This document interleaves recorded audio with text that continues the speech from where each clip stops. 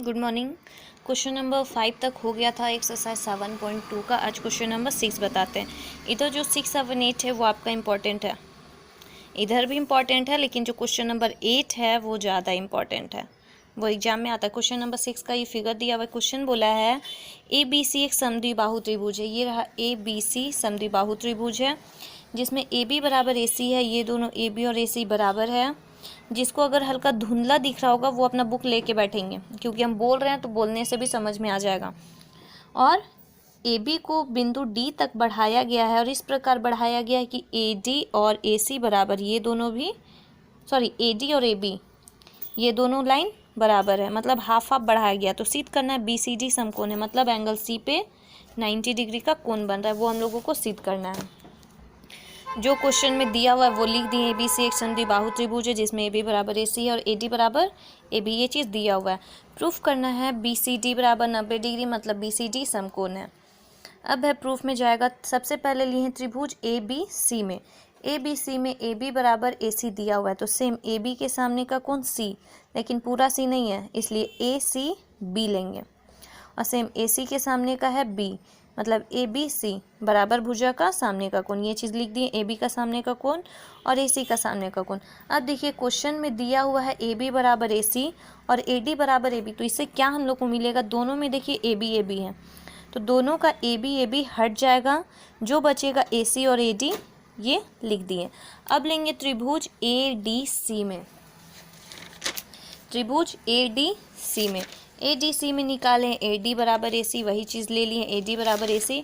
अब देखिए AD का सामने का कोण है C, लेकिन पूरा नहीं, ACD, और AC का सामने का कोण है D, ADC, वो चीज़ लिख दिए। अब समीकरण 1 और 2 को क्या करेंगे, समीकरण 1 यहाँ माने हैं और इसको 2, समीकरण 1 और 2 को जोड़ देंगे, एक साइड का एक साइड, दूसरे साइड का दूसरे साइड, तो ये जोड़ दिए। तो ये देखिए यहाँ पे क्या आएगा, ये आधा C और इधर का आधा C, ये दोनों हाफ हाफ C मिलके ये पूरा C बन जाएगा, मतलब DCB ये पूरा C बन जाएगा। मतलब ये बीच में C है, BCD बन गया, इधर का नहीं जुटेगा, इसको उतार दिए। ये पूरा एंगल C है, ये पूरा एंगल B है, ये पूरा एंगल D है, इसको ऐसे भी लिख दिए। अब क्या करेंगे, दोनों एंगल C जोड़ देंगे, तो दोनों एंगल C जोड़ेंगे तो इधर भी C प्लस C हो जाएगा, इधर B plus D plus C, C plus C 2C, और यहाँ पे BDC बराबर 180 डिग्री। इसलिए देखिए ये बड़ा जो त्रिभुज बन रहा है BCD, त्रिभुज के तीनों कोनों का योग होता है 180 डिग्री। उसी से यहाँ पे हो गया कि त्रिभुज के तीनों कोनों का योग हो गया 180 डिग्री, 2 से 180 कट गया, आया 90, तो BCD बराबर 90 डिग्री, और यही चीज़ हम लोगों को प्रूफ करना था, तो ये हो गया सिद्ध। अब क्वेश्चन नंबर 7, यदि समकोण त्रिभुज ABC एक समकोण त्रिभुज है जिसमें एंगल A है 90 डिग्री, तो B और C का वैल्यू निकालना। और ये भी दिया हुआ है AB बराबर AC है, काफ़ी ईजी है ये क्वेश्चन। ABC समकोण त्रिभुज है जिसमें A है 90 डिग्री, लिख दिए। ABC समकोण त्रिभुज जिसमें A है 90 डिग्री, AB बराबर AC दिया हुआ है, AB बराबर AC है। अब देखिए AB का सामने का कोण है C और AC का सामने का कोण है B, तो इससे A और B बराबर आ गया, B और C बराबर आ गया।